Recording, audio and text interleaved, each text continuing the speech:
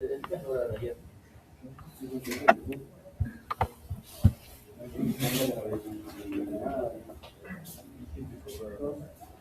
ve, ya. Si no lo puede ver.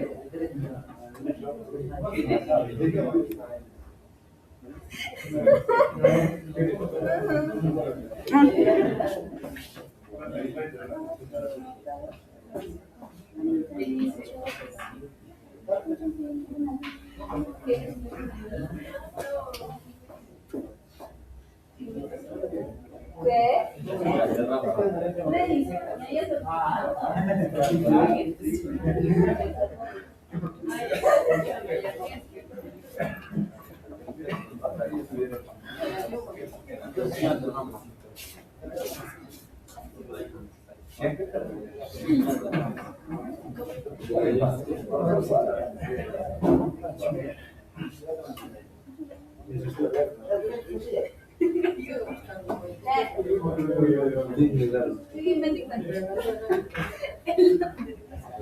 un poquito más medio de cabeza. Si quieres puedes ver.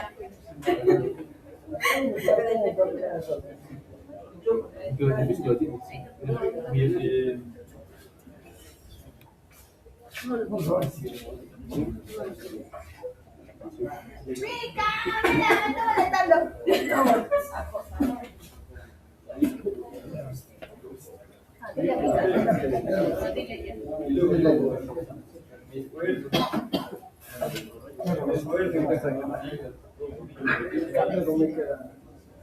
Ya, pero imprimes todas esas. ¿Hoja 4?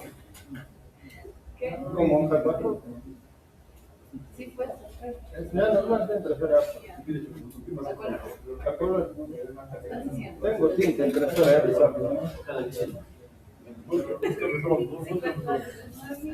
A la inteligencia artificial, hay un prompt para una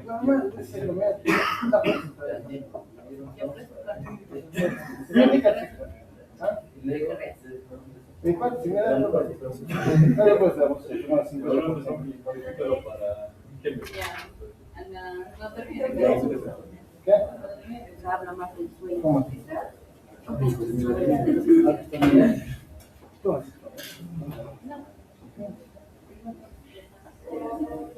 Entonces,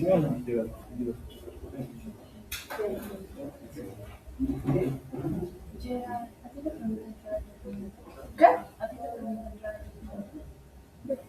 Ah, eso iba a arreglar, pues. Perdón, espérame.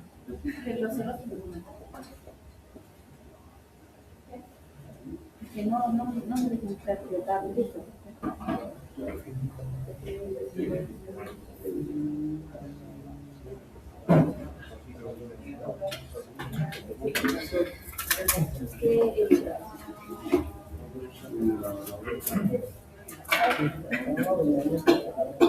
Mira, ¿qué tal que me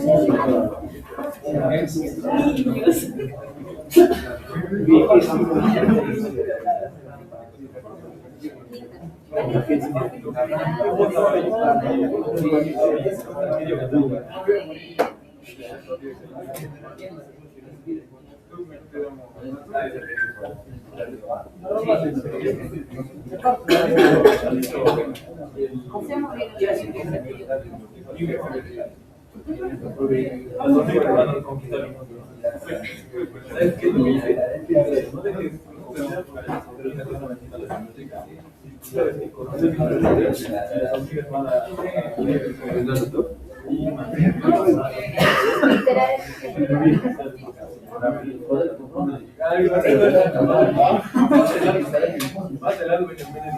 Ay, ¿dónde está el link?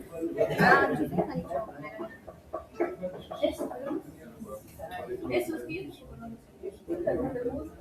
¿El qué? Pero está bonito.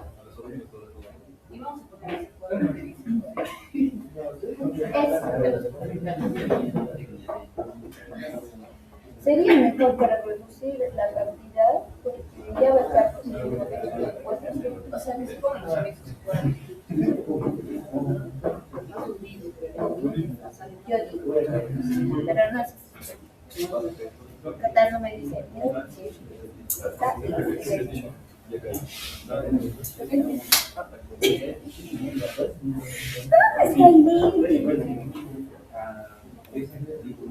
El link.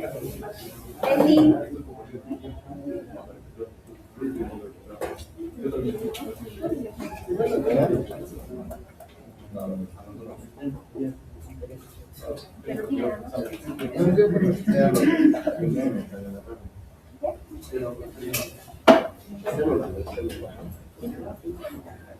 Ya le dije a mi hermana que viene a las 5 y me dijo, excelente, voy a ver. No me deja. Ahí está.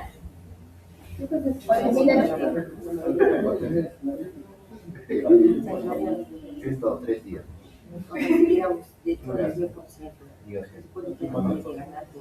Ay, no sé si soy yo, pero esto está un poquito como que chueco. Dale, amor.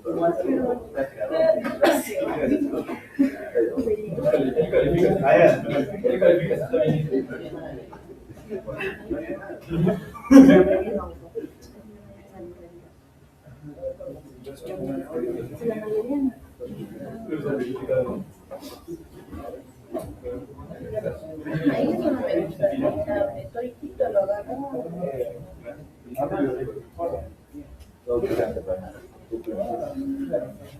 Mira, es que le puse así, pues le puse así. O sea, eso por así.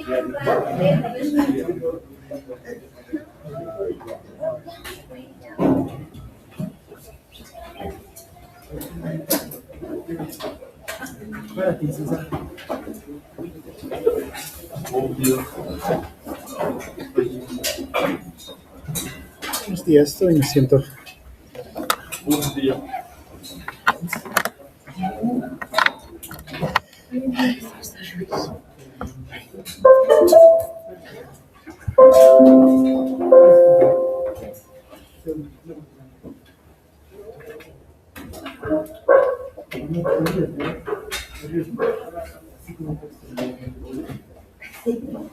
La nada.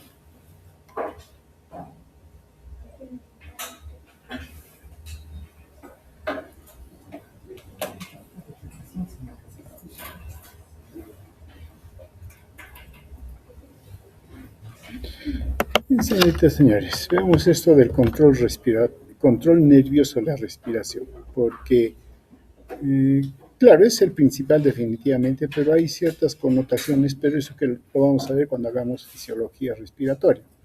Lo que nos interesa en este momento es el control respiratorio nervioso, ¿no? Ahora bien, como todo sistema, también este tiene una red que consiste en conocer o determinar cómo se encuentra el organismo. En este caso, como somos, nuestro metabolismo es aeróbico, entonces ver cómo se encuentran las condiciones de oxígeno y también del CO2 en el organismo. Entonces hay un conjunto de sensores, quimioreceptores y también mecanorreceptores que tienen que ver con la actividad del pulmón, que informan al centro de control, centro respiratorio, centro nervioso que se encuentra en el tronco encefálico, protuberancia, bulbo raquídeo sobre todo, pero que también recordemos que la respiración es un acto que nosotros podemos controlar voluntariamente, ¿no? Claro, con su limitación. Entonces va toda esta información al centro de control y de allí sale las órdenes hacia los órganos efectores para que se ejecute la respiración, básicamente sobre los músculos respiratorios. Ahora bien, como mencionamos, este centro nervioso de control respiratorio que se encuentra en el tronco encefálico recibe mucha información, ¿no? Para poder ordenar a los músculos respiratorios que se ejecute la respiración. Ahora, recibe, si vamos más o menos señalándolos, desde niveles superiores, ¿no? Factores conductuales. Y de hecho, estos factores conductuales tienen mucha influencia del el estado emocional en cual nos encontremos. Ansiedad, miedo, sensación de disnea, ¿no? Y hasta el control voluntario. Esto está a nivel de la corteza cerebral y llega al centro respiratorio. Están los factores químicos, como bradicinina, histamina, prostaglandinas, que también tienen efectos sobre el sistema nervioso, sobre el control respiratorio, ¿no? El edema pulmonar, por ejemplo, también, pero no tanto el edema como tal, sino que hace que varíen estos factores químicos. Eso lo vamos a ver más adelante. Hay factores mecánicos que ven cómo se encuentra el aparato respiratorio, sobre todo la distensión pulmonar que es detectada y también llega a esta información. Y hay factores bioquímicos que son los principales que van a determinar la respiración. Y en estos, la respiración está muy controlada por tres factores: el pH, el oxígeno y el CO2. Todo esto llega al centro respiratorio y del centro respiratorio sale la orden. Como una especie haciendo de un resumen, los receptores están que son sensores para la respiración están en el sistema nervioso central, quimiorreceptores centrales, por ejemplo, receptores hipotalámicos de temperatura que también tienen influencia, los centros del prosencéfalo que tienen que ver con las funciones voluntarias. Fuera del sistema nervioso también hay quimiorreceptores arteriales periféricos, el cuerpo carotídeo, receptores de las vías aéreas. A nivel pulmonar, receptores de estiramiento, como mencionamos. También hay receptores para sustancias irritantes. Por ejemplo, una irritación que tengamos en la garganta todo, o nos detiene la respiración o hace que respiremos, pero no de manera regular, ¿no? Y hay fibras que conectan esta sensación hacia el sistema nervioso central. Las condiciones de los músculos y las articulaciones, usos musculares, órganos, porque sí se informa al centro respiratorio cómo está actuando el aparato locomotor, porque al final quien se va a beneficiar de la respiración es el aparato locomotor, claro que no es el único. Entonces hay receptores de articulaciones inclusive, ¿no? Y otros parámetros que vamos a verlos. Entonces lo que tenemos es que hay receptores, van al centro de control y hay músculos efectores. Veamos, el centro respiratorio, como mencionamos, se encuentra a nivel del tronco encefálico, en el bulbo raquídeo y la protuberancia, en estos dos niveles. Y está formado por varios centros, ¿no? Bueno, se empieza por nombrar simplemente al grupo respiratorio dorsal o área respiratoria dorsal, dependiendo del autor. De aquí es donde sale la orden para los músculos respiratorios, pero principalmente al diafragma. El principal músculo respiratorio es el diafragma, ¿no? Delante es el grupo respiratorio dorsal. Por delante de él se encuentra el grupo respiratorio ventral. Este tiene conexiones sobre todo sobre los músculos respiratorios accesorios. Ya con eso ustedes se están dando cuenta de la función que cada uno de ellos cumple, ¿no? Ahora, hay relación entre estos dos grupos que lo vamos a señalar, pero también están bajo control o influencia de otros dos centros que se encuentran a nivel superior: el centro neumotáxico y el centro neústico, ¿no? Bueno, que en conjunto se les suele llamar grupos respiratorios pontinos. Todo para señalar que están a nivel de la protuberancia en el puente y los otros dos están a nivel del bulbo, ¿no? Ahora bien, ¿qué tenemos entonces? Que en el centro respiratorio básicamente hay estos 4 centros, ¿no? El grupo respiratorio ventral, que el que básicamente tiene que ver con la respiración básica, el ritmo básico de la respiración. En este momento están, entre comillas, descansados, tranquilos. El único músculo que se está moviendo para respirar, ¿cuál es? El diafragma, nada más. Y eso está bajo control del grupo respiratorio dorsal, bajo ese control. Delante de él, como mencionamos, el grupo respiratorio ventral. Y encima de ellos, por encima de ellos, en ubicación se encuentra el centro neumotáxico, que prácticamente inhibe la inspiración, y el centro amniótico, que tiene un efecto excitador de la respiración, lo prolonga. Entonces tenemos toda una estructura y algunos elementos más que vamos a ver. Sí, bueno, esta es una forma de también hacer una división o ubicación, ¿no? Pero nos están dando acá algunos otros centros que es necesario que los vamos a ver. El centro de control respiratorio, en el tronco encefálico, están 2 centros respiratorios del puente y a nivel del bulbo. A nivel del puente, el neumotáxico y el apnéustico, ¿no? Y a nivel del bulbo estaría el grupo respiratorio dorsal y el grupo respiratorio ventral. Pero acá ya empieza a aparecer un complejo, el complejo Pre-Böttinger y el complejo Böttinger, que es otro. Y aquí no lo señalan, ¿no? Esta es otra forma de ver. Este es el núcleo ambiguo, acá. Entonces, acá hay otros 2 centros, conocidos como el complejo Böttinger y el complejo Pre-Böttinger, que se encuentran acá. Ahora, veamos, ya entrando en la regulación. Estos complejos, el complejo Pre-Böttinger, vendría a ser básicamente el marcapaso de la respiración.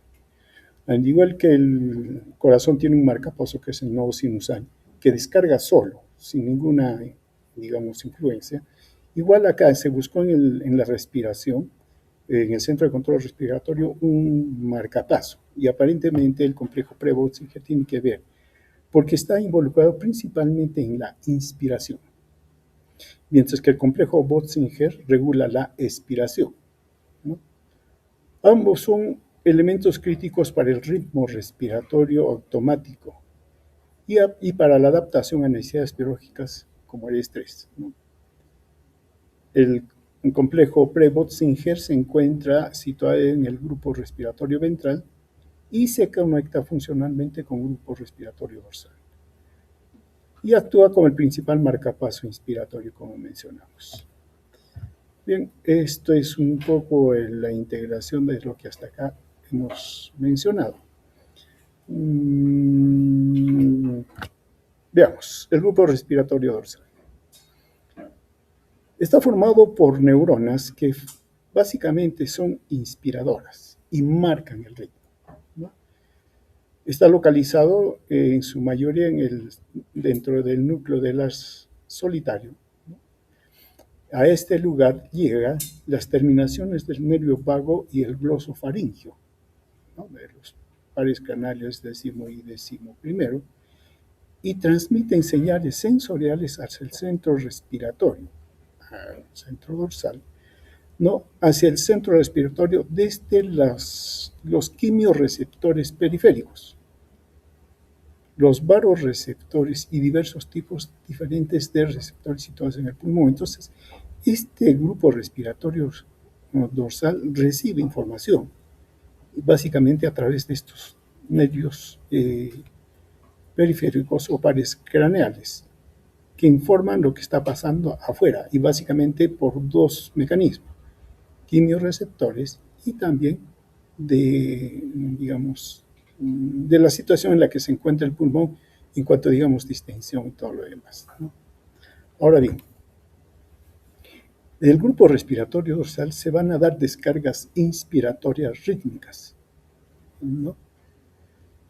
Y se generan en las neuronas, debido a que básicamente en este grupo respiratorio dorsal hay neuronas que tienen que ver con la descarga repetitivas de potenciales de acción inspiratorios. ellas descargan, y como descargan, el músculo diafragma se contrae. Y entonces el pulmón distiende, inspiramos. Ahora bien, pero marca el control, marca el ritmo. La descarga inspiratoria del grupo respiratorio dorsal tiene esta característica. Es una rampa. Empezamos bajito y inspiramos, ¿no? Hacemos esto.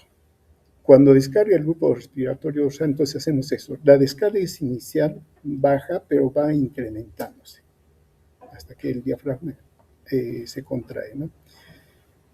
Esta es una característica y eso nos permite respirar como respiramos, ¿no? Lo hacemos de esta manera, porque si el grupo respiratorio dorsal descargara rápido, la inspiración sería así. Eso sería, porque se contraería rápido el músculo diafragma, ¿no? Eso sería, pero no sucede así. Esta rampa generalmente, este estímulo dura, ¿no? Aproximadamente 2 segundos. Y se interrumpe automáticamente, cesa y deja un espacio más o menos de 3 segundos, ¿no? Aproximadamente. Entonces, este es un grupo respiratorio dorsal que marca el ritmo, pero sobre todo cuando estamos, es el ritmo básico, pero cuando estamos en descanso, ¿no? Y el único que está actuando es el músculo diafragma en este caso, ¿no? Entonces, inicia la inspiración, se corta a los 2 segundos y la expiración es pasiva. Solamente el diafragma vuelve a su posición y todo lo demás por un efecto elástico. Y también juega la presión, cierto, pero es pasiva, no es activa. Ahora bien, hay 2 maneras de regular esta rampa inspiratoria. Uno, controlando la velocidad de aumento de la señal de la rampa, o sea, hacer que la rampa sea tenga mayor, ¿cómo se llama? Mayor declive, ¿no? Entonces, está un poco más parada. Claro, aumentando la pendiente. Y la otra es cortando el punto limitante de la rampa. ¿Y qué tenemos entonces? Tenemos estas 2 posibilidades. Aquí, lo que sucede es que aumenta la inclinación de la rampa. Entonces, la inspiración se hace más rápida, ¿no? Listo, pero también se acorta. Y si se acorta, la inspiración, aunque la expiración sigue siendo pasiva, es también más corta. ¿Y qué tenemos como resultado? Aumento en la frecuencia respiratoria. La otra es de que la rampa sea cortada, no llegue a su máximo, sino cortada aquí, más corta. Claro, esto acorta también la inspiración y por lo tanto también se va a acortar la expiración. Entonces, hay estas 2 maneras en las cuales se puede controlar la frecuencia respiratoria. El grupo respiratorio ventral, ¿no? Él más bien tiene tanto función inspiratoria como expiratoria. Está localizado en el grupo ambiguo delante y por delante, está localizado en el grupo ambiguo por delante y el núcleo retroambiguo por detrás, ¿no? Ahora bien, este grupo respiratorio ventral más bien induce una respiración mucho más activa. Ahora bien, pero la función de esta área difiere de la del grupo dorsal en 2 cosas. Primero, el grupo respiratorio ventral se encuentra casi totalmente inactiva durante la respiración normal, pasiva, tranquila, en reposo. No está funcionando. El que está funcionando es el grupo respiratorio dorsal, ese sí funciona. Pero en esas condiciones el ventral descansa. Ahora bien, hasta ahorita no se ve que el grupo respiratorio ventral tiene que ver con las oscilaciones del ritmo básico, pero sí va a tener que ver mucho con la actividad, ¿no? Ahora, cuando el impulso respiratorio se incrementa, o sea, eso significa que se incrementa la ventilación, se hace mayor de lo normal. Eso significa que hay señales respiratorias que se van a diseminar desde las neuronas respiratorias ventrales, ¿no? También con un mecanismo oscilatorio básico, pero que se dirige al área respiratoria dorsal. En consecuencia, el área dorsal contribuye también al impulso respiratorio. ¿Y qué consiste esto? Cuando hay mayor necesidad de respiración, esta información llega al grupo respiratorio también ventral. El grupo respiratorio ventral tiene tanto neuronas inspiratorias como expiratorias. Y como recibe esa información, entonces fuerza la respiración. El grupo respiratorio ventral tiene conexiones con la musculatura respiratoria accesoria, músculos intercostales, músculos abdominales, y le envía la orden, o mejor dicho, sí, tiene influencia sobre el grupo respiratorio dorsal y aumentan la respiración. En ese sentido, la inspiración es activa, mucho más rápida, y también la expiración se convierte en activa. Y ahí es donde intervienen los grupos respiratorios accesorios, ¿no? Usted ya los conoce. Ahora bien, entonces, el grupo respiratorio ventral tiene neuronas tanto inspiratorias como expiratorias. Esto hace que aumente la frecuencia respiratoria, sobre todo cuando en situaciones de demanda ventilatoria alta, cuando hacemos ejercicio intenso, por ejemplo, o en estrés. Esto porque activa los músculos accesorios, tanto expiratorios como inspiratorios. Ahora bien, este mecanismo de fuerza la respiración a nivel del grupo respiratorio dorsal. Debemos seguir considerando que el grupo respiratorio dorsal siempre maneja el ritmo basal, solo que esta vez el grupo respiratorio ventral lo está estimulando para que actúe mucho más rápido y controle la rampa, ¿no? Como le hemos dicho. Hay dos maneras en que nosotros podemos ventilar más rápido. Claro que uno tiene ventajas sobre la otra. Podemos hacer esto. Esa es bradipnea, ¿no? Aumentamos frecuencia respiratoria, pero no necesariamente estamos aumentando ventilación, ¿no? Y más bien esto es otro. Aumentamos ventilación. Eso se llama polipnea, ¿no? Claro, la bradipnea no necesariamente nos lleva a aumento de ventilación, pero la polipnea sí, porque la respiración se hace mucho más prolongada, más intensa, ¿no? Esto hay que tener en consideración. ¿Cómo el término? ¿Codipnea? Bradipnea y polipnea. Polipnea. Ahora bien, pero hablamos de otros centros. El centro neumotáxico, este más bien inhibe la respiración, y el centro amnéustico. En caso del neumotáxico, limita la inspiración y eso hace básicamente que aumente la frecuencia respiratoria. Se encuentra en la parte superior de la protuberancia, ¿no? De ahí es que corta la inspiración. Y si corta la inspiración, claro, la frecuencia aumenta. Entonces tenemos el centro neumotáxico, Su función es limitar la duración de la inspiración, incrementa la frecuencia respiratoria. Está ubicado en el núcleo parabranquial, transmite de manera continua impulsos hacia el área inspiratoria, no es que esté detenido. El efecto primario consiste en regular el punto de interrupción de la rampa inspiratoria, lo que estábamos mencionando anteriormente, ¿no? Esta interrupción regula la duración de la fase de llenado del ciclo pulmonar. Ahora, entonces, este llenado pulmonar, obviamente, y la fase del ciclo inspiratoria depende entonces de la intensidad de las señales del grupo neumotáxico. Es el que corta, ¿no? Hasta dónde puede llegar la inspiración. Por tanto, su función consiste en limitar la inspiración. Claro, esto tiene un efecto secundario sobre la frecuencia respiratoria. El centro amnéustico, que está en la parte baja del tronco encefálico. Aparentemente opera asociado al centro neumotáxico en la regulación de la profundidad de la respiración. Ahora bien,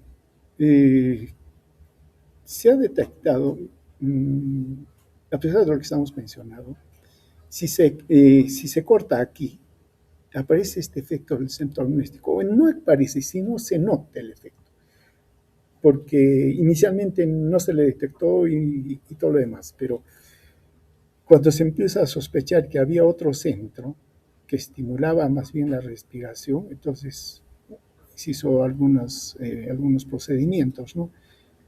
Y entonces se detectó que este centro sí actuaba, ¿no? Había un centro que era el centro amnéstico en la parte baja, que envía señales hacia el grupo respiratorio dorsal, que impiden que se apague la señal de la rampa y por lo tanto la rampa se prolonga. Ese sería un efecto contrario al grupo neumotáxico, ¿no? El grupo neumotáxico acorta el tiempo de inspiración, la rampa, mientras que el amnéstico lo prolonga. Entonces, entre los dos son los que estarían controlando a la respiración. Entonces, el centro neumotáxico o área neumotáxica inhibe la inspiración. Por lo tanto, controla la frecuencia respiratoria y estimula la expiración. Mientras que el centro del área amnéstica prolonga la respiración y refuerza las señales de inspiración. Tiene este complejo. Y la pregunta es, ¿qué tiene que hacer el complejo Pre-Bötzinger y el complejo Bötzinger? Que al comienzo los mencionamos. El dorsal sí se sabía que si mantiene el ritmo básico, sí, pero no se le atribuía el ritmo, el marcapaso. Ahora sí se le está atribuyendo al Pre-Bötzinger para la parte inspiratoria y al Bötzinger para la parte expiratoria. Primero fue el inspiratorio, por eso era Bötzinger, pero le llamaron Pre-Bötzinger, ¿no? Para hacer la diferenciación. Muy bien, entonces, ¿pero qué tendría que ver? Para algunos autores, estos dos centros son parte del grupo respiratorio ventral. Porque en un comienzo dijimos, no en un comienzo, sino cuando hablamos del grupo respiratorio ventral, este tiene tanto neuronas inspiratorias como expiratorias.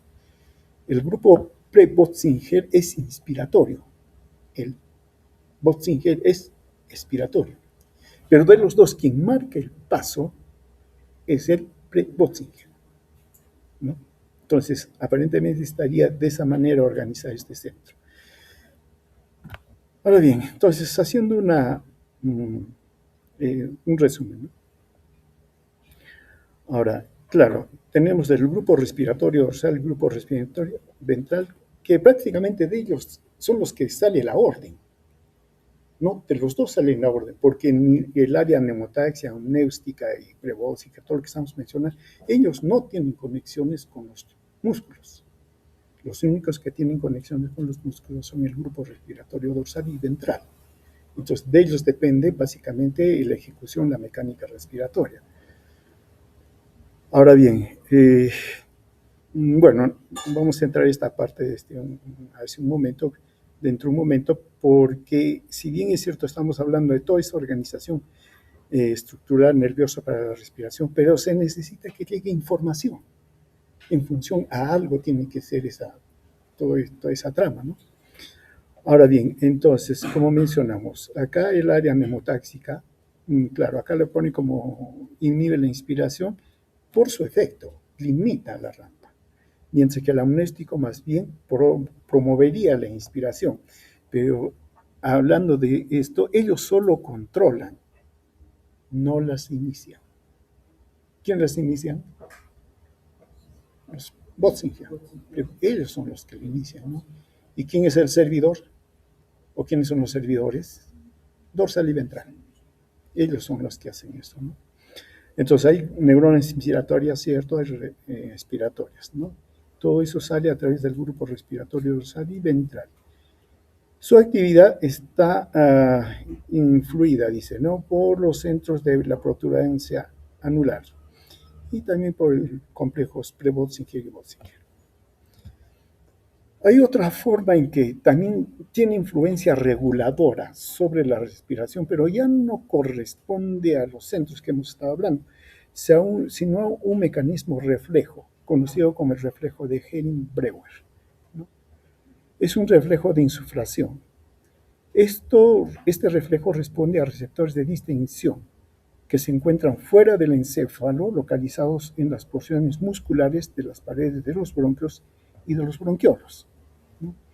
Estos, cuando descienden, transmiten señales a través de los nervios vagos hacia los pulmones, ¿no? Señalando que el pulmón y también por el efecto de distensión del pulmón, los bronquios, vías respiratorias y bronquioles están distendidos. ¿Ya? Entonces, esta señal llega y desconectan la rampa inspiratoria, la desconectan. ¿Eso qué significa? Detienen la respiración. ¿No? Entonces, limitan la inspiración.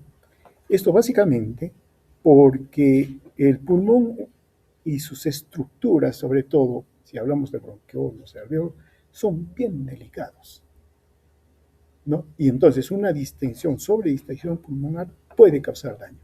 Entonces, para evitar este problema, este reflejo de insuflación se activa, ¿no? Aparentemente no se activa este reflejo hasta que el volumen corriente aumenta 3 veces de lo normal. ¿Qué significa 3 veces de lo normal? Digamos, lo normal es el volumen de aire corriente es medio litro y con 1.5 litros de aumento del volumen de aire corriente, que ese es el volumen de aire que inspiramos y expiramos tranquilamente, ¿no? Sin hacer esfuerzo, nada. Ese es el volumen de corriente. Porque la capacidad pulmonar puede aumentar hasta 20 veces dependiendo de la necesidad que tengamos. Pero el volumen de aire corriente debe mantenerse en este rango. ¿Saben cómo son los alvéolos? ¿Alguna vez han visto una pompa cuando se le echa detergente o jabón al agua? Hace una pompita, ¿no es cierto? Ya, así de delicados son los alvéolos, que pueden estallar rápidamente. No lo hacen porque tienen todo un sistema de protección que tienen y está el surfactante pulmonar, todo eso, ¿no? Pero hay que proteger. Por eso es la necesidad de este reflejo. Entonces, este reflejo sí también controla la respiración, pero lo controla en estado, digamos, en un momento extremo, cuando hay mucha distensión pulmonar. Entonces, este reflejo de Hering-Breuer responde a señales de insuflación de los pulmones, ¿no? Y limitan la inspiración, básicamente, ¿no? Este es el reflejo. ¿Y qué tenemos? ¿Qué tenemos? La insuflación pulmonar por la inspiración. Esto va a dar lugar, se detecta una inhibición del centro inspiratorio, ¿no? Esto limita la expiración, o sea, como limita la expiración se da y el pulmón ya no se distiende, sino, claro, no entra en colapso pulmonar, pero ya no se distiende, ¿no? Esto inhibe entonces al centro, a nivel de los centros a nivel del tronco encefálico, y la inspiración también se acorta, y la insuflación que estamos mencionando disminuye. Muy bien. Ya, todo el aparato está, todo el control está, pero la pregunta es, ¿por qué respiramos? ¿Para qué respiramos?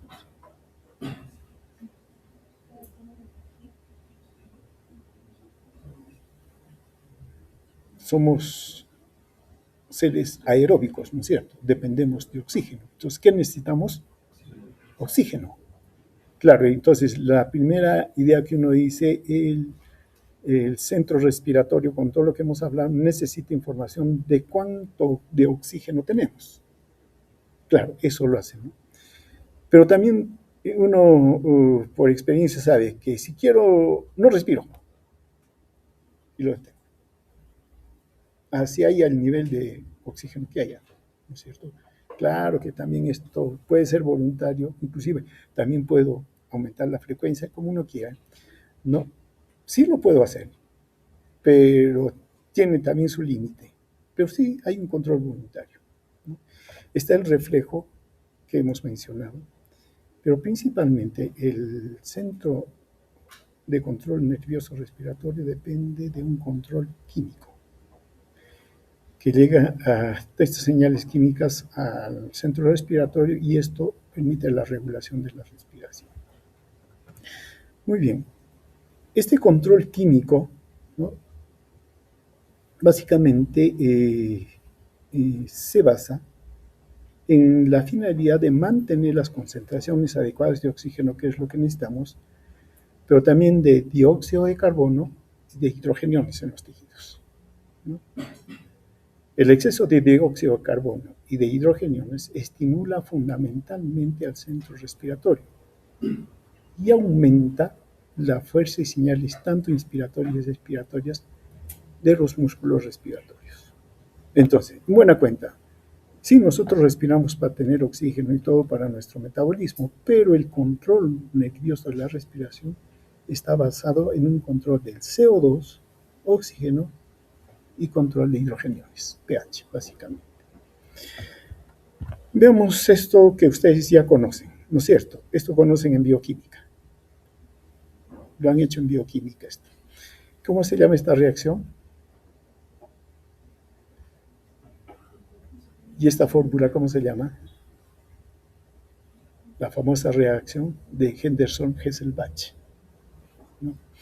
Claro, nosotros necesitamos oxígeno. ¿Para qué? Para quemar los sustratos que nos dan energía. Lo que siempre pensamos son los carbohidratos. Proteínas y grasas también, pero nos manejaremos con los carbohidratos. Esto es un carbohidrato. ¿Qué puede ser eso? Una glucosa, ¿no? Pero claro, dicho de esta manera, no necesariamente es glucosa, puede ser otras moléculas, ¿no? Entonces, tenemos la glucosa que se combina con el oxígeno y como disponemos de ATP y pirofosfato, entonces la energía que se libera por la oxigenación, entonces forma el ATP, CO2, agua. O sea, tenemos esto. Y acá falta una cosa, calor, temperatura. Que, bueno, la fórmula no está, ¿no? Pero tenemos el ATP. Pero tenemos como producto químico el CO2 y el agua. Esto no permanece así, sino por acción de la anhidrasa carbónica se forma el ácido carbónico.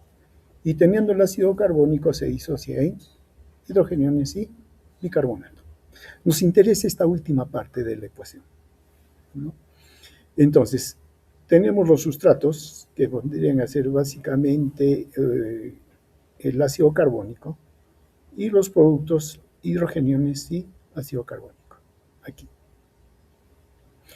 Claro, nosotros esto lo expresamos a través de la fórmula, ¿no?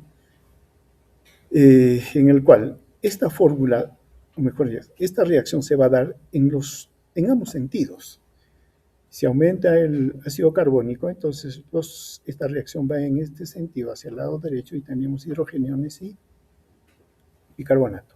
Si ellos aumentan, la reacción se hace reversible y se vuelve a ácido carbónico. Y va a seguir en ese sentido hasta que alcanzan su equilibrio. ¿Y de qué depende ese equilibrio? De la constante de equilibrio. La constante de equilibrio es igual entonces a los productos dividido el sustrato. Bien, pero a nosotros, ¿qué nos interesa? Por el momento, nos interesan los hidrogeniones. Entonces despejamos. Hacemos el despeje de la fórmula, entonces la concentración de hidrogeniones es igual a la constante de equilibrio multiplicado por la relación entre el ácido carbónico dividido el bicarbonato. Listo, muy bien. Ahora, tenemos algunas consideraciones a tomar en cuenta. El ácido carbónico no permanece como tal, porque es un problema. Por eso es que es disociado rápidamente hidrogeniones y CO2. Pero la cantidad de ácido carbónico, ¿de qué depende? De la cantidad de CO2. ¿No? Entonces reemplazamos, ¿no?, el ácido carbónico, porque este no permanece, no se puede determinar, por el CO2. ¿Y qué tenemos? La concentración de hidrogeniones es igual a la constante de equilibrio multiplicado por la división del CO2 y el bicarbonato. Pero tenemos otro problemita, que el CO2 es un gas y nos es difícil manejar la concentración de CO2. No es práctico. Y además, si hablamos en concentración, es demasiado bajo, chiquito es. Y lo mismo nos pasaría con el oxígeno. Entonces, en vez de manejar concentración de CO2, se maneja presión parcial de CO2. Y como no es tan exacto como la concentración de CO2, un factor de corrección 0.03, ¿no? Entonces tenemos presión parcial de CO2 multiplicado por 0.03, que nos daría el valor del CO2, dividido el bicarbonato, ¿no? Ahora bien, aquí entra Henderson-Hasselbalch. ¿Qué pasa si hacemos cambios o modificaciones a ambos lados de la ecuación? La relación no varía, ¿no es cierto? Entonces le aplicamos, y eso hizo Henderson-Hasselbalch, el logaritmo negativo. Logaritmo negativo de la concentración de hidrogenones. ¿Qué cosa es? pH. Y el pH lo conocemos. El logaritmo negativo de la constante del equilibrio es el pK. Claro, aquí estamos en una relación de multiplicación. Entonces, si estamos elevando logaritmos, entonces esto es más. El logaritmo negativo de la relación de la concentración de CO2 multiplicado por 0.3 dividido bicarbonato. Pero es logaritmo negativo. No nos gusta el negativo. Y para hacerlo positivo, se invierte. Y entonces, ¿qué tenemos? Que el pH es igual al pK, ¿no? Más el logaritmo de la relación de la concentración de bicarbonato dividido la presión parcial del CO2 multiplicado 0.3. Listo. Y tenemos el descubrimiento de la vida. Esto nos va a acompañar y los va a acompañar a lo largo de toda su carrera. Si ustedes entienden eso, entienden todo. Veamos. Nos interesa el pH. El organismo tiene su propio pH. ¿Cuánto es? Dependiendo de dónde estamos, ¿no es cierto? Pero nos ubicamos en sangre.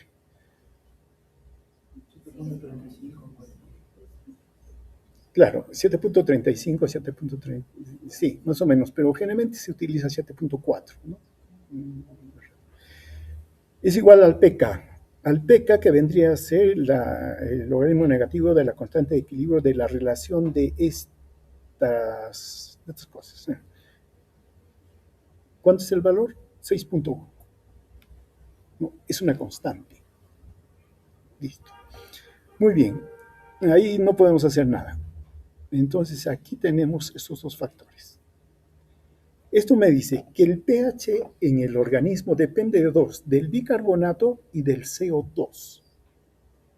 Ahora, el bicarbonato lo maneja el riñón, función renal, ya lo veremos. Pero el pulmón controla el CO2. Y con esto, entonces, yo puedo deducir cuál es el efecto, la influencia que tiene sobre los pulmones sobre el pH. Lo mismo la función de los riñones, ¿no? Porque él controla el bicarbonato. Ahora, cuando hay alteraciones respiratorias, se puede deber a que los riñones están actuando mal, o los pulmones. Si es un problema renal, decimos metabólico. Si es pulmonar, hablamos respiratorio. Entonces, el pH puede variar según la función renal o la función pulmonar. Estamos en la parte respiratoria, entonces nos vamos por acá ahora, ¿no? Entonces, podemos tener que el pH puede variar hacia acidosis o alcalosis. Entonces, puedo tener acidosis respiratoria porque es problema del respiratorio. Podemos también tener alcalosis respiratoria también por problemas pulmonares. Acidosis metabólica por problemas renales, como también alcalosis metabólica. Ahora, el pH lo consideramos como valor normal 7.4, estamos a nivel de la sangre. Entonces, en la acidosis respiratoria disminuye el pH. Cierto, pero es respiratoria. ¿A qué va a actuar? ¿Qué es lo que puede estar alterando el pH hacia una acidosis? ¿El bicarbonato o el CO2? el CO2. Eso significa que la presión parcial del CO2, que lo consideramos como valor normal, estamos hablando con valores normales fisiológicos, porque los clínicos tienen rango un poco más amplios. Estamos en la parte fisiológica. Significa que ha aumentado. Si el CO2 aumenta, entonces tenemos una acidosis, conocida como respiratoria. Es lógico. Si el CO2 aquí que está aumenta, ¿qué pasa con el pH? ¿Aumenta o disminuye? Disminuye. Y si el pH disminuye, eso es acidosis. Claro. Alcalosis respiratoria, ¿qué significa? Para que haya alcalosis respiratoria, ¿el CO2 debe haber aumentado o disminuido? Tiene que haber disminuido. Y es lo que nos señala acá. Y si este disminuye, el pH aumenta. Entramos en alcalosis. Lo mismo sucede con la acidosis metabólica. ¿Quién debe haber aumentado o disminuido, perdón? El bicarbonato. Y el bicarbonato aquí en este caso disminuye la acidosis metabólica. Y la alcalosis metabólica, más bien el bicarbonato, aumenta. Listo. Como digo, esto grábenselo así, bien grabado. ¿Listo? Porque con eso vamos a empezar a jugar de un adelante. Ya, entonces, la respiración tiene que ver con la función pulmonar y el control del pH. Sí, y estamos viendo qué sucede acá. Veamos. Pero también dijimos que tiene que ver con el CO2. ¿No es cierto? Entonces, el CO2 que circula en sangre, y claro, lo medimos como presión parcial, no tanto como en concentraciones, tiene un efecto, pero a nivel del centro respiratorio. A nivel del centro respiratorio hay un lugar que se le llama el área quimiosensible respiratoria. Es diferente a las otras que hemos estado hablando. Sí que se encuentra hacia la parte ventral del grupo respiratorio dorsal, si quieren, ¿no? Acá. ¿Qué sucede acá? Acá hay neuronas que son bien sensibles a la concentración de hidrogeniones. Veamos, cuando respiramos y etcétera, producto del metabolismo tenemos el CO2 y el agua. Esto da lugar al ácido carbónico y se disocia en bicarbonato e hidrogeniones. Listo, ¿no? Esa es la mecánica. Pero los hidrogeniones no viajan por sangre, o viajan. No viajan. El hidrogenión es letal. Donde se encuentra, va a destruir. Entonces el organismo lo trata de controlar y lo tampona rápidamente, ¿no? El bicarbonato, ¿quién lo controla? El riñón. Lo controla. ¿Listo? Muy bien. Ahora, en sangre tenemos una proporción, una presión parcial de CO2 que viaja. El CO2 llega a esta zona, al área quimiosensible, y difunde. Difunde a través de la barrera hematoencefálica. El CO2 tiene gran capacidad de difusión. Ingresa fuera de la barrera al intersticio, ¿no? Y en el intersticio es donde se hidrata y se forma hidrogeniones y bicarbonato. Si esto sucede o sucedería en la sangre tiene los mecanismos para tamponar al hidrogenio. No pasa nada. No tendría efecto entonces. Entonces se necesita que el CO2 sí pase. Pasa una vez que está en el intersticio, ¿no? Sí, a este nivel, fuera de la barrera hematoencefálica, acá no hay los tampones requeridos para su neutralización. Y entonces el hidrogenio aumenta. Y eso lo detecta el área quimiosensible. Y como lo detecta, estimula la respiración. ¿Quién llegó? El CO2. Por eso que nosotros, claro, si uno no toma en cuenta esta reacción, dice, ¿de qué depende la respiración? El CO2, ¿no? Pero en realidad no es el CO2, sino que es el CO2. Si el CO2 se eleva en sangre, significa entonces que llega más CO2 al centro respiratorio, aumenta el hidrógeno. Y el hidrógeno es el que se encarga de estimular a la área quimiosensible respiratoria. Y se estimula y respiramos más, ¿no? Ahora bien, ¿qué es lo que sucede aquí, no? Acá está el CO2, el que circula, sale de los vasos a través de la barrera hematoencefálica. El CO2 se hidrata por acción de la anhidrasa carbónica. Tenemos el ácido carbónico, el bicarbonato queda, y los hidrogeniones son los que estimulan al centro y quimiosensible respiratorio, y por lo tanto controla o determina el ritmo respiratorio. Siendo generales, digamos, aumento del CO2, eso aumenta la acidez, ¿cierto? Claro, por lo que mencionamos de la reacción. Esto da lugar a una estimulación de los quimiorreceptores centrales, la zona quimiosensible respiratoria. Esto estimula al centro respiratorio, aumenta la ventilación, disminuye entonces el CO2. Hay una disminución de la acidez sanguínea también, y como disminuye el CO2, disminuye la acidez sanguínea, el estímulo disminuye, la frecuencia respiratoria disminuye.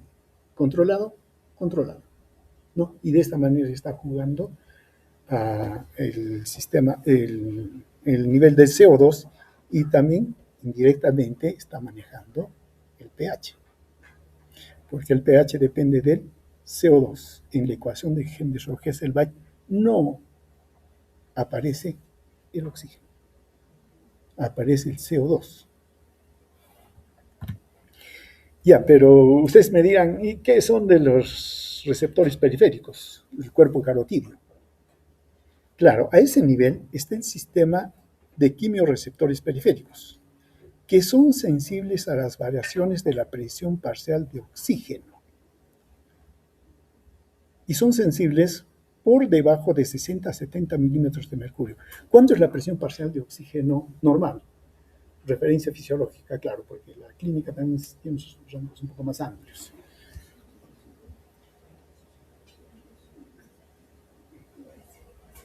Presión parcial de oxígeno, 95 milímetros de mercurio, ¿no? Pero este sistema detecta que ha disminuido el oxígeno cuando está por debajo de 60 a 70 milímetros de mercurio. O sea, ¿eso qué significa? Hipoxia. Nos falta oxígeno, ¿no? Pero es 7 veces menos potente en el efecto central que el CO2. O sea, ¿quién es más potente? Eso aumenta el CO2, ¿no? Pero es 5 veces más rápida que el efecto central. Es menos potente, pero es más rápida. Claro, si no, hagamos este ejercicio. Detengan la respiración. Deténganlo hasta que se desmayen. ¿Ya? ¿Qué sucede? ¿Qué es lo que baja? El oxígeno. Y baja la presión de oxígeno, estos valores, y eso llega al centro respiratorio y hace que respiremos. ¿Listo? Pero digamos que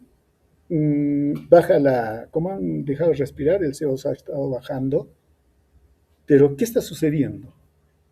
Ya, no entra oxígeno, pero ¿qué más está sucediendo?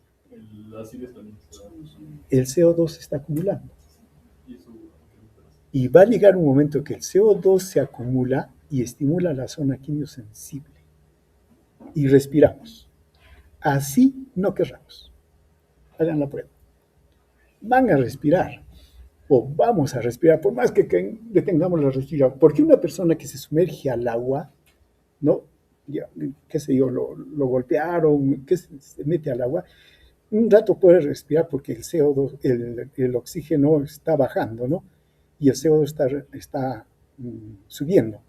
Pero va a llegar un momento que él va a intentar respirar dentro del agua, y ahí es donde va a tragar agua y se ahoga. ¿Y por qué hace esto? Y entra agua a los pulmones, ¿no? Ese es el problema. Ahora bien, este sistema está formado por los cuerpos carotídeos y aórticos, ¿no? Los globos. Estos cuerpos están formados por células tipo 1, que son las células sensibles a la hipoxia. Liberan dopamina y a través de los pares craneales noveno y décimo llega la información al centro respiratorio. Las células tipo 2 son más células gliales, ¿no? Son de esos temas. Aquí tiene este cuerpo carotídeo, tiene capilares sinusoidales, fenestrados. La pregunta es ¿por qué? Si acá no hay intercambio de células. Como eso pasa en el hígado, pasa también que se llama en el vaso, ¿no? Médula, por eso se... Ahora, miren, el flujo sanguíneo es de 2.000 mililitros por 100 centímetros cúbicos o mililitros de flujo de sangre. Si lo comparamos con el encéfalo tiene un flujo de 45 mililitros por 100. Está acá por peso. ¿No? Es 2.000 mililitros por 100 gramos de tejido oblómico. Mientras que el encéfalo tiene un flujo de 45 mililitros por 100 miligramos de encéfalo. Y el riñón, que es otro órgano que tiene bastante flujo sanguíneo, es 400 mililitros de sangre por 100 gramos de riñón. Pero el cuerpo carotídeo tiene 2.000 mililitros por 100 gramos. Entonces uno se pregunta, ¿por qué?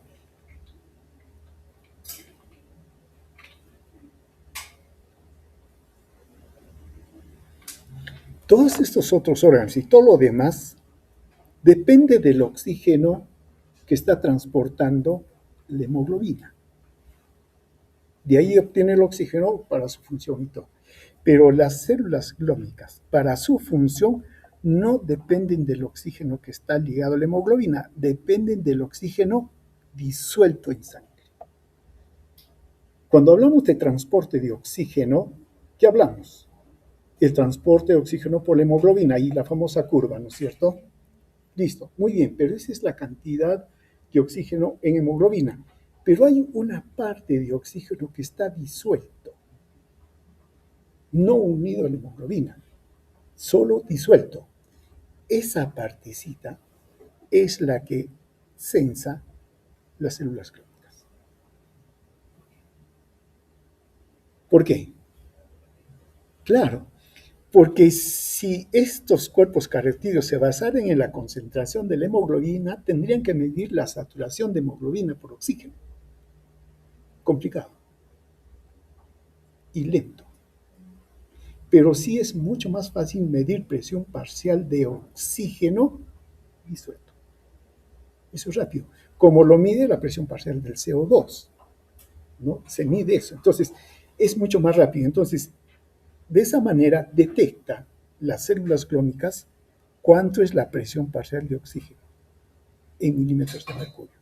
Debe ser 95 milímetros. Claro, puede bajar y baja la presión parcial de oxígeno. Eso nos está señalando que hay disminución de oxígeno, hay hipoxia, y cuando llega a 60-70 milímetros de mercurio, estas células se activan e informan al centro respiratorio que el oxígeno ha disminuido y respiramos, aumentamos frecuencia respiratoria. Y es lo que nos pasa. Si hacemos un esfuerzo físico, claro, y lo que va a suceder es disminuir, aunque no tanto, pero sigamos con la idea. Más adelante les vamos a enseñar el por qué. Disminuye porque como estamos haciendo esfuerzo consumimos más oxígeno. Entonces la presión parcial de oxígeno disminuye y entonces esto llega al centro respiratorio, aumentamos ventilación, ¿no? Es lo que sucede. ¿Listo? Sigamos con esa idea porque hay una aclaración. Entonces, los cuerpos carotídeos y cuerpos aórticos llevan el nivel de saturación de oxígeno, presión parcial de oxígeno, al centro respiratorio a través tanto del nervio glosofaríngeo como del vago, ¿no? Y acá algunas cositas que es necesario mencionar. Si estamos hablando del cuerpo carotídeo, estamos hablando de las células glómicas tipo 1. Estas se activan mediante ¿qué? Por la hipoxia, cuando la presión parcial de oxígeno está por debajo de 60-70. Listo. Esto hace que se inhiba los canales de potasio, oxígeno dependientes. Si se inhiben los canales de potasio, ¿se acuerdan del potencial de acción? Sí. Si se inhiben los canales de potasio, ¿qué sucede? Hay algo que no les dije ese día y que después me acordé que no les dije. Pero sí se los dije el semestre pasado. ¿No es cierto? Cuando hablamos del potencial de reposo, dijimos que el potasio está en mayor cantidad adentro y que hay mayor cantidad de sodio afuera. Y eso determina el potencial de reposo. Sí, eso es verdad. Pero hay una cosita, un detalle que no les dije. El potasio, en esas condiciones, sin abrir ningún canal, nada, está saliendo lento y progresivo. Lento, poquito, pero sale. Y mantiene el potencial de reposo. De reposo, estamos hablando. Entonces, si ese flujo de potasio, que es poquito lento, se cierra, lo cerramos, ¿qué pasa con el potasio dentro? Se queda, empieza a acumularse. Y si se acumula, ¿qué pasa con el potencial de reposo? ¿Aumenta o disminuye? Pero en términos de potencial de acción, o de potencial de reposo, disminuye y puede llegar al nivel umbral. Y despolariza. Y se activa. Claro, se activa. Se cuenta, ese detallito ahora lo necesitamos. ¿Por qué? Porque al inhibirse, cerrarse los canales de potasio oxígeno dependientes, entonces disminuye el flujo de potasio, ese pequeñito, poquito, pero hace que se aperture el flujo de canales de calcio lentos. Potencial de acción. Alcanzó.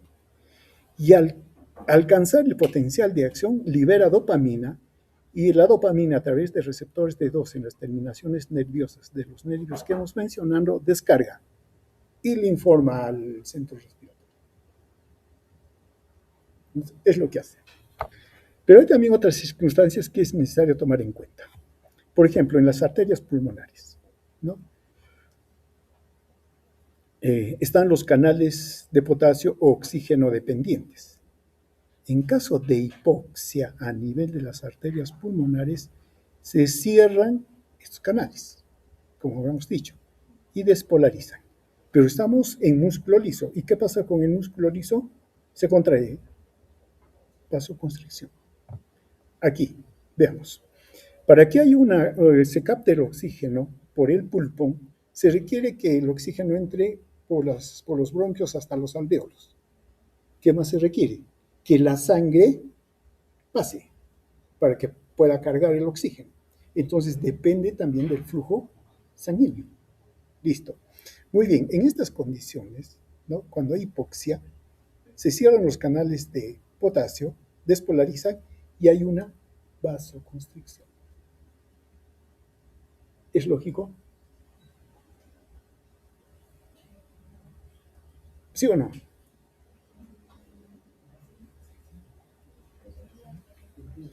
Si hay hipoxia, eso significa que desde el alvéolo está viniendo poco oxígeno y no hay oxígeno para cargar la sangre.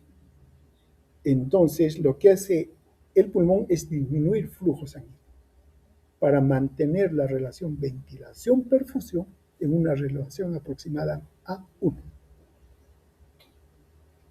Por eso hace eso. Pero si esto sucediera en las arterias sistémicas, las que irrigan a nivel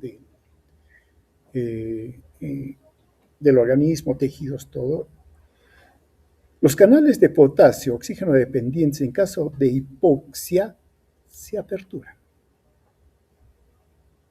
Y si se aperturan, llevan a una hiperpolarización. Y eso lleva a vasodilatación. Eso para los tejidos. Eso es lógico. Sí, si el tejido está en hipoxia, ¿qué necesita? Más sangre, más oxígeno. Y entonces los vasos se dilatan para que entre más sangre.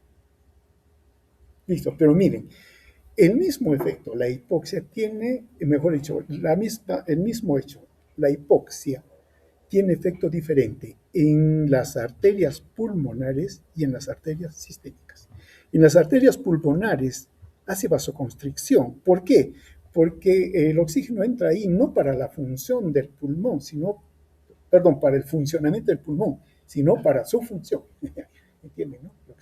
Sí. Porque necesita captar oxígeno, pasarlo a la sangre y la relación debe mantenerse 1:1 para que sea proporcional. Entonces, si disminuye oxígeno, claro, está conduciendo a hipoxia, entonces hay vasoconstricción en los vasos, en los bronquios pulmonares. Pero más bien en los sistémicos, si hay hipoxia, el tejido necesita más oxígeno, entonces pide más sangre. Y entonces hay vasodilatación. Listo.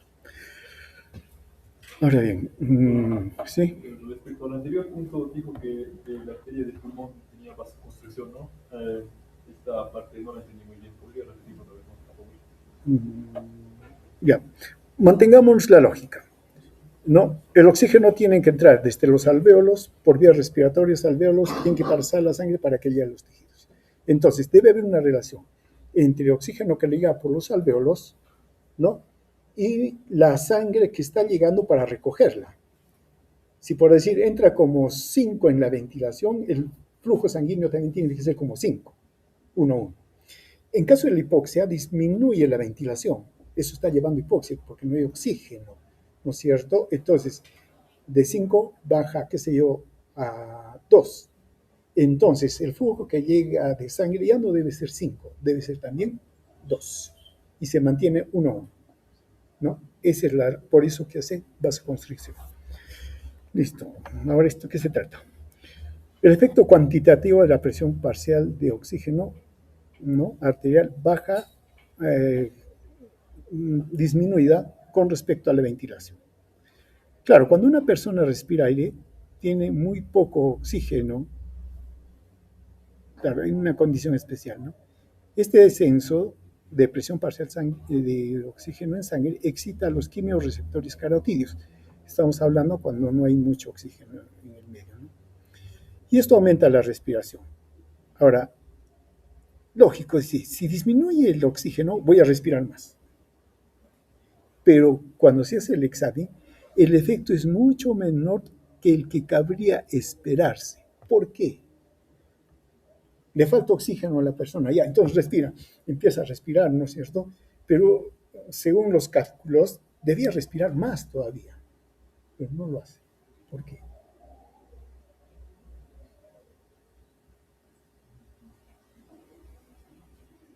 Y acá lo hice, ¿no?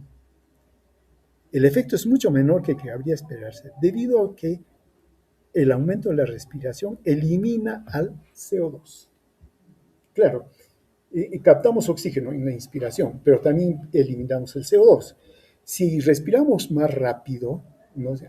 Claro, captamos más oxígeno, pero también eliminamos más CO2. Y entonces, ese estímulo del CO2, que es mucho más potente para respirar, baja, disminuye, ¿no? Y claro, respiramos, pero ya solo por la disminución de la presión parcial de oxígeno, ¿no?, por la disminución. Ahora bien, entonces el sistema nervioso ajusta el ritmo de la ventilación casi exactamente a las necesidades del cuerpo. Y para esto maneja la presión sanguínea de oxígeno, la presión de presión parcial de oxígeno, ¿no? Y claro, manejando la presión parcial de oxígeno también están manejando los hidrogenos, el pH, ¿no? Ahora bien, pero difícilmente se modifican durante el ejercicio intenso o en situaciones de dificultad respiratoria. Para comprender esto, veamos primero esto. Miren, claro, nosotros decimos que la presión parcial de oxígeno estimula la ventilación. Acá tenemos un cuadro comparativo, ¿no? la ventilación y acá tenemos, ¿qué cosa tenemos? ¿Se alcanza a ver?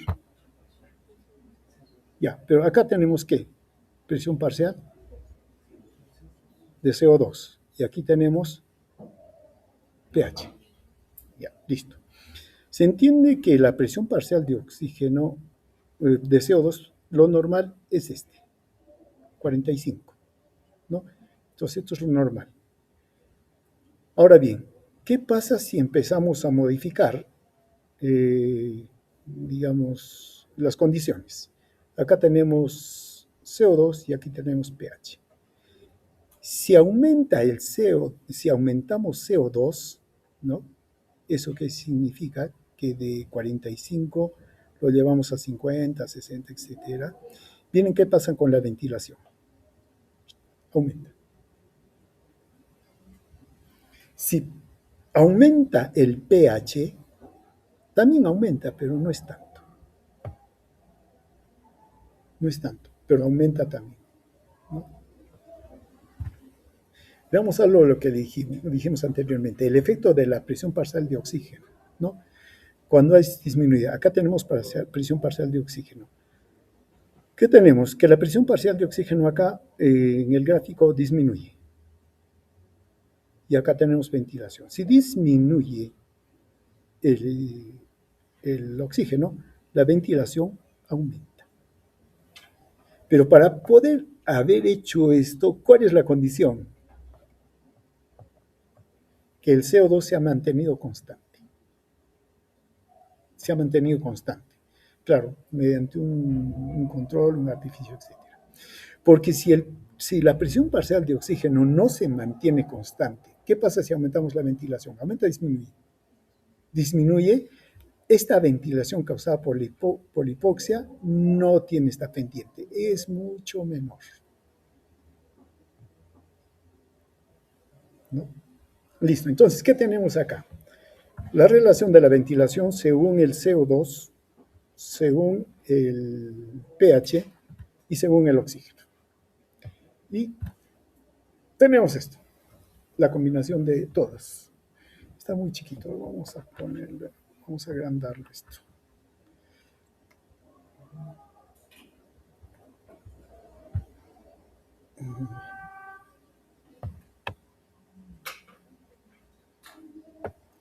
Siempre después de clases digo que este gráfico lo voy a cambiar, pero no lo cambio. Y tengo el mismo problema.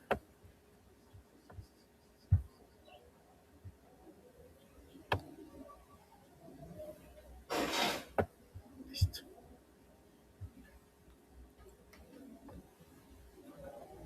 Ya, ahora sí se puede ver. Miren, aquí está la relación de la ventilación, teniendo en cuenta la presión parcial del CO2, que dijimos si el CO2 aumenta, aumenta la ventilación, pero bajo dos diferentes condiciones. O mejor dicho, ahí, considerando la presión parcial del oxígeno y el pH. Listo, explíquenme esta relación.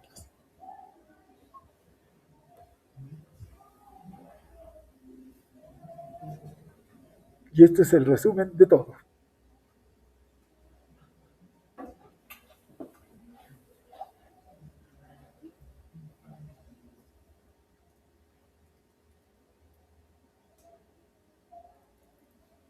Acá se está combinando el efecto del CO2, el oxígeno y de los hidrogeniones sobre la ventilación.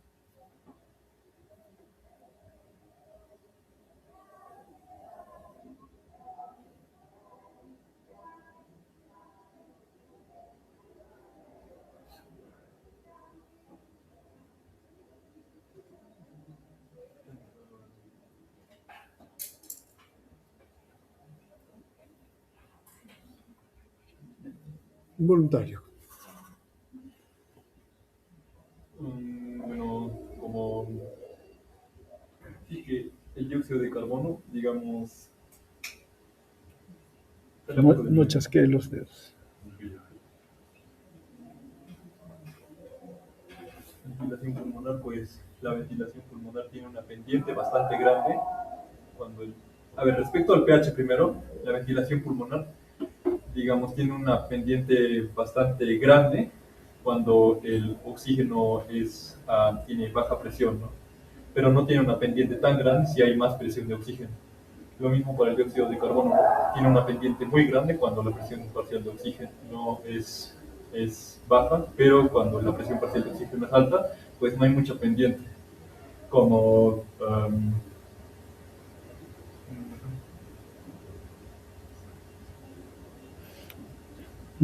Pero falta todavía. tiene que ver con los centros quimiosensibles. No, simplemente acá, olvídese de los simplemente vea relación, acá simplemente relación. Nada más, relación entre la ventilación pulmonar y los tres factores que la determinan: CO2, oxígeno, hidrogeniones. Solo tienen que ver, ¿ah? No es, claro, después explicamos por qué, que los centros, etcétera, esas cosas. Pero acá solo queremos relación.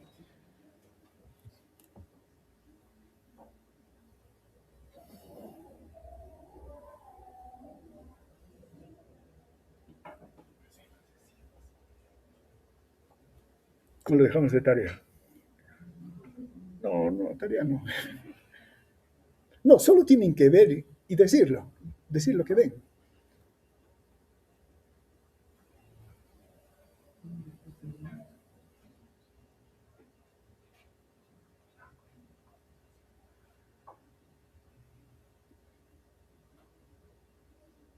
Y es el resumen de todo lo que hemos dicho anteriormente.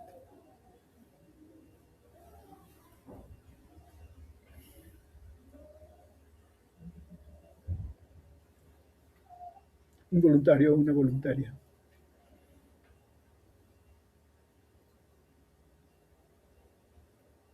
Un punto sobre el examen.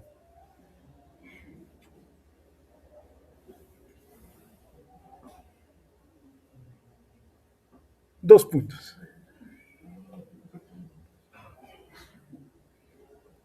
Tres puntos sobre el examen. ¿Ah?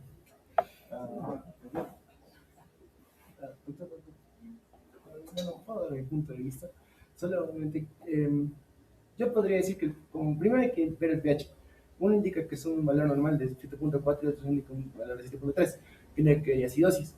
Entonces, si vemos tanto como dijo mi compañero, la curva de, bueno, la cantidad de oxígeno y la cantidad de CO2, podemos ver que mientras más aumenta la cantidad de oxígeno, va a disminuir la cantidad de CO2.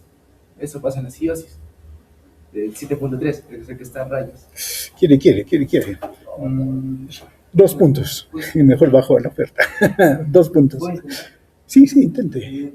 Bueno, en la parte de la pH, el 7.3, la presión del CO2 está entre 20 y 30, por lo tanto, digamos que los pendientes va 50-65, supongo que es la combinación. Bueno, el aumento de la presión de oxígeno, ya que va a haber un aumento de la ventilación. Ahora, en el caso de la derecha, sería interpretar el pH 7.4, porque sería más normal que se mantiene en promedio. No sé. Ya están cerca. Un punto. Pero es que falta, pues, ¿qué vamos a hacer? Es que tienen que darle ya todo, porque está integrando las tres cosas ya. Ya, no hay puntos. ¿Qué vamos a hacer? ¿Cuál era la respuesta? Me deben un punto. Ya, pero como ha habido tres compañeros que lo han intentado y sí están en lo correcto, no están mal. Ya, entonces, ya no me deben nada. Ya, miren, hay que ser un poco más sencillos, ¿no? Si ustedes se dan cuenta, la ventilación o en cualquiera de estas curvas, si se aumenta el CO2, todas aumentan. Todas aumentan. Entonces, primera cosa, ¿no? El CO2 aumenta. Ahora, pero hay dos condiciones. Si vemos las curvas de presión parcial de oxígeno, que vendrían a ser acá y aquí, miren, acá la presión parcial de oxígeno es 50, 60, 100, ¿no? Inclusive están dando valor normal, ¿no? ¿Qué sucede en estas curvas? Cuando disminuye la presión parcial del CO2, pero el oxígeno disminuye, la curva se hace mucho más inclinada. Se estimula más la respiración todavía. Ya integré. Ahora me falta el otro, el hidrogenio. Si comparo el pH, Acá estas curvas son hechas con un pH de 7.4, no, perdón, 7.3, y este es de 7.4. ¿Quién es más ácido? Claro que ninguno es ácido, pero si lo comparo en términos de acidez, ¿cuál sería más ácido, quién menos ácido? 7.3 es más ácido, ¿no? Listo, muy bien. Entonces, estas curvas son ácidas y estas curvas serían alcalinas. Estoy extremándolo, ¿no? Por comparación. Entonces, miren, y aquí también me dan los valores en caso de presión parcial de oxígeno, que son similares a los que estaban con un pH de 7.4 con el 7.3. Conclusión. La ventilación alveolar aumenta si el oxígeno disminuye y se entra en acidosis. ¿Y cómo puedo sacar esto? Rápido. Comparar esta curva que tiene, claro, aumento de CO2, no el máximo, cierto, tiene disminución de oxígeno y tiene acidez. Versus la otra que está al otro lado, que también aumenta el CO2, pero tiene oxígeno y el pH es alcalino. Listo. Y todas las graduaciones que quieran comparado, ¿no? Esa es la interpretación. Por eso, lo mismo también, tienen que grabarse esto ahora. Porque en cualquier circunstancia ustedes pueden determinar cuál es la ventilación si es que varía tanto CO2, oxígeno y la acidez. Claro, esto es lo mismo. Y acá una cosa más que nos saca de quicio. ¿Qué nos están diciendo acá? ¿Lo ven bien, no? ¿O lo ampliamos? Ya, vamos a ampliar. Ampliación.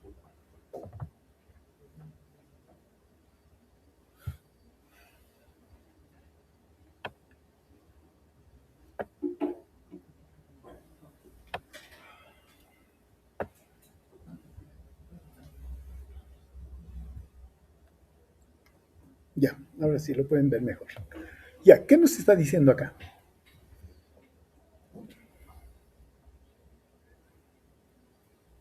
Variaciones de la ventilación alveolar en términos de CO2 arterial durante un periodo de 1 minuto de ejercicio, ¿no? Y también después de terminar el ejercicio. O sea, ¿qué se ha hecho acá?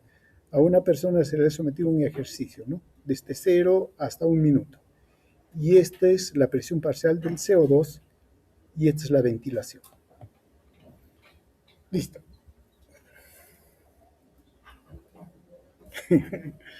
Adelante. ¿Puedo dar mi punto de vista? Claro, por supuesto. Primero, en el ejercicio aumenta obviamente primero está en reposo, ¿no? Pero luego pasa al instante a mucha ventilación y por lo tanto ese nivel normal de CO2 que está ahí pues baja bruscamente por el hecho de que estamos ventilando más. Cuando estamos ventilando más, expulsamos más dióxido de carbono.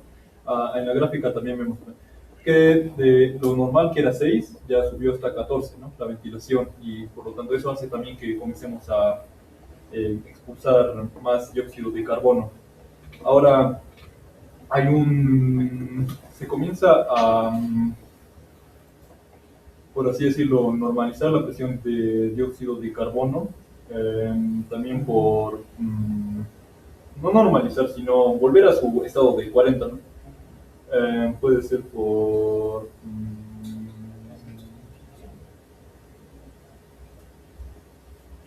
Está describiendo la curva, está bien, esa es la primera parte, ¿no? Pero hay algo que está en el fondo de eso y que salta acá. Es que el sistema respiratorio se está anticipando y antes de iniciar el ejercicio va a tener una frecuencia respiratoria más elevada y por tanto va a disminuir para que después, durante el ejercicio, esto se regule y se mantenga en equilibrio. De acuerdo. Pero esto nos elimina un mito. ¿Cuál es ese mito? Que lo dijeron hace un poco ustedes. ¿Ah? Yo también lo dije, pero vamos a ver más adelante. Les señalé. Nada. Ya está acá. Si hacemos ejercicio, captamos más oxígeno. ¿No es cierto? Claro. Entonces, ¿pero qué estaría aumentando? Justamente estaría aumentando el CO2. El CO2. Y el CO2 estaría induciéndonos un aumento en la ventilación, ¿cierto? ¿De acuerdo? De acuerdo. Pero esta gráfica nos desmiente. Nos lo desmiente. ¿Qué nos dice? Cuando se entra un ejercicio, miren, el CO2 teóricamente debió aumentar, pero no aumentó. Durante el ejercicio no aumentó. Se mantuvo en su nivel normal. Se mantuvo. Entonces, ¿quién nos está haciendo respirar? El oxígeno. El oxígeno. Miren, cuando hemos hablado al comienzo que la respiración está sujeta a varias influencias, ¿no? Inclusive de nivel superior. Ustedes han visto a los atletas antes de su competición, ya están en la cancha, listos para partir. ¿Qué hacen ellos?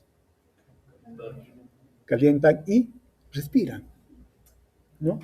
Lo que hacen ellos previo al esfuerzo, al ejercicio, cuando ya concebimos eso, se adelanta el sistema nervioso y aumenta la ventilación. Y eso trae como resultado de que la presión parcial del CO2 caiga. Ya durante el ejercicio sí sucede que hace el ejercicio más CO2, entonces, ¿no? Y empieza a aumentarse. Pero este aumento en la ventilación, ¿por cuenta de quién estaría sucediéndose? No por CO2, porque el CO2 está en su rango normal.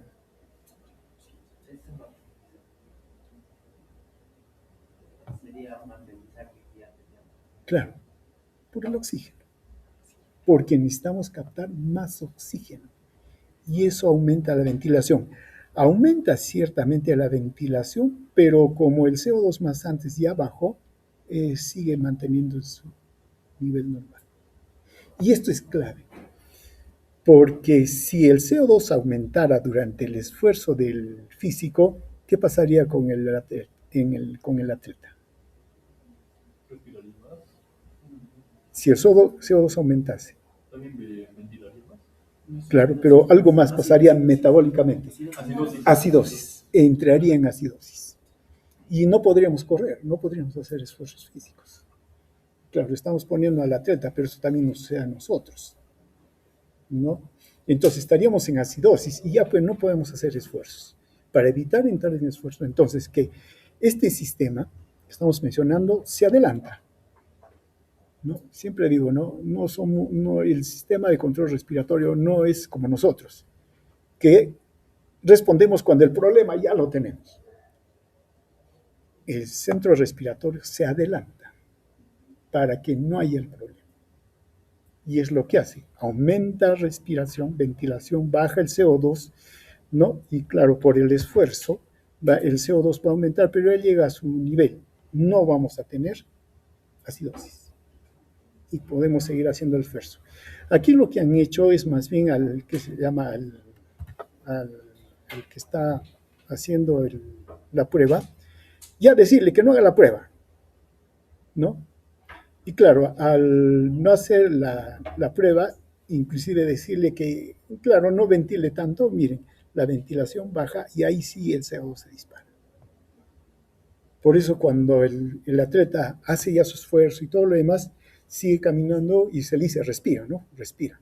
¿Para qué? Para que la ventilación no haga para que no disminuya la ventilación, porque esto traería como consecuencia que el CO2 aumente. Y ahí sí, hasta viene calambres, ¿no? Cuando no tienen, digamos, el suficiente entrenamiento los deportistas, no puede compensar su ventilación, claro, entra en acidosis los calambres y todo, y ahí lo vemos en la pista todo echado, ¿no? Retorciéndose de dolor. Y es que hay un defecto también que suelen tener nuestros deportistas, y no por ellos, Si no, como que no les dicen esto, su entrenador no le dice nada y no le hace hacer ejercicio de respiración. Es clave para un deportista saber respirar. La técnica del esfuerzo sí tienen que aprenderlo, pero también tienen que aprender a respirar. Y muchas veces sí sucede que a nuestros atletas no les enseñan a respirar. Y ahí vienen los problemas. Ya, ahora esta última. Nos queda 5 minutos. ¿Se puede ver bien o lo ampliamos? Una amplia.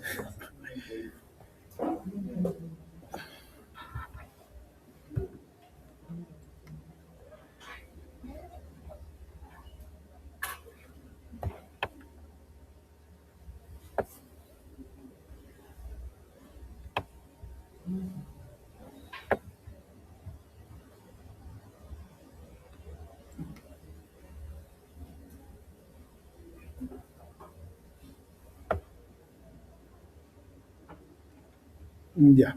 ¿De qué trata esto?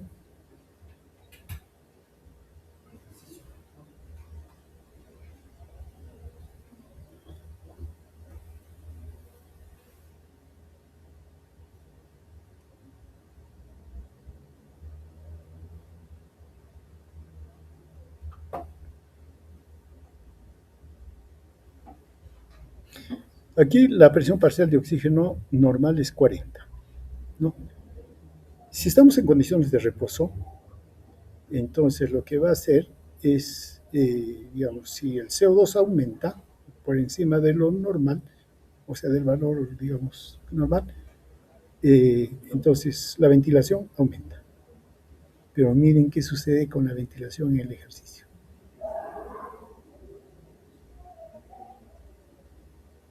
Se eleva de una manera extrema. ¿Todo para qué? Para eliminar.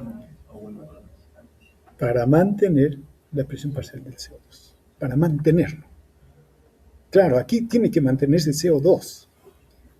No, porque si se acumula, claro, la ventilación, todo eso va a aumentar, pero el CO2 también va a aumentar y eso no se quiere. Entonces acá la ventilación aumenta en todo esto para mantener en 40 milímetros de mercurio la presión del CO2. Que al final esa es la respuesta que damos, ¿no?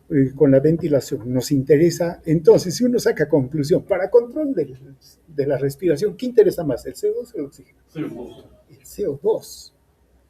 ¿No? Claro que, ¿de qué vivimos? Del oxígeno, ¿no? Pero el sistema nervioso, este control nervioso, toma en cuenta más al CO2, ¿no? Bueno, y hay otros factores que influyen en el ritmo respiratorio, ¿no? Centros voluntarios de la corteza cerebral, ¿no? Como dijimos, mandan fibras aferentes directamente a las motoneuronas medulares, ¿no? Y no al grupo respiratorio, al centro respiratorio. O sea, ¿eso qué significa? Que cuando queremos respirar voluntariamente y más rápido, eso no va al centro respiratorio, va directamente a las motoneuronas de músculos respiratorios. Entonces, uno puede controlar cuánto respira, ¿no? Ahora, acá están los centros respiratorios, los receptores quimiosensibles, carotídeos y aórticos, los receptores musculares intraarticulares, receptores de irritación, el de estiramiento del pulmón. Eso sí más bien llega a los centros respiratorios. Y listo. Con eso terminamos esta parte.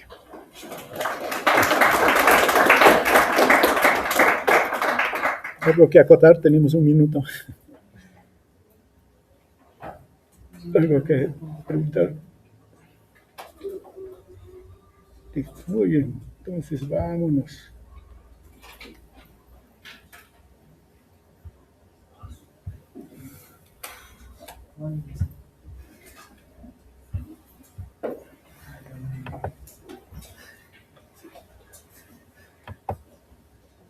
Bien, entonces, ya con ustedes nos vemos mañana.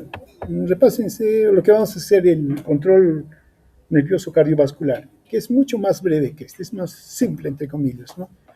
pero debemos recordar que la función cardiovascular depende mucho de la periferia. Bien, nos vemos. Con los de inmunología nos vemos a las 3 el primer grupo, el segundo a las 5. Ya, les pregunto, si han conseguido un paciente o no lo han conseguido. A vuestra derecha dije que ya no habría ningún problema. Ya, si no lo han conseguido, haremos solo con cada uno del grupo. ¿Por qué? Porque pensaba solo hacer la extensión, ¿no? El extendido de grupos, pero también vamos a hacer conteo absoluto. O sea, en realidad vamos a hacer 2 prácticas. Entonces, se trabajará solo con una muestra por subgrupo. El grupo A1, A2, cada uno de ellos una muestra. Y lo sacamos inmediatamente. ¿Listo? Echamos ¿qué se llama? Al tubito de Bakutainer y de ahí sacamos 2 muestras. Uno para hacer el extendido y otro para hacer el conteo absoluto. ¿Listo? Muy bien. Entonces, quedamos así para el 3 de la tarde con inmunología. Sí, doctor, Bueno. el día de mañana iniciamos. Sí, fisiología. ¿Cómo vamos a hacer? Ya dijimos, bueno, la primera parte un grupo y el otro el día jueves. Ya, listo, muy bien, no hay problema. ¿Ya? Teórico, doctor, porque nuestra práctica es el miércoles. Sería para el próximo lunes. Claro, el siguiente punto. Lo de control cardiovascular es más breve, ¿no? ¿Qué entraríamos a qué tema? Vegetativo, ya estamos con vegetativo.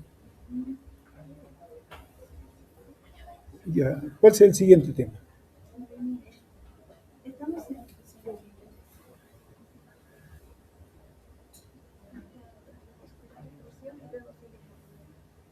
Movimiento. Ya, entramos a movimiento, control del movimiento. Eso vayan dándole una repasada. Control del movimiento. Ya, listo.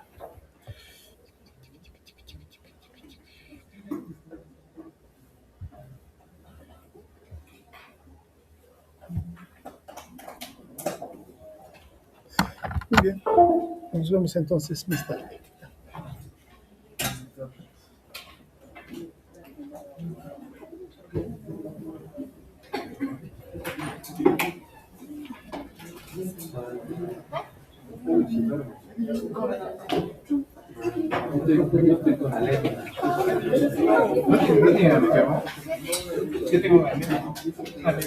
pero no puede ser.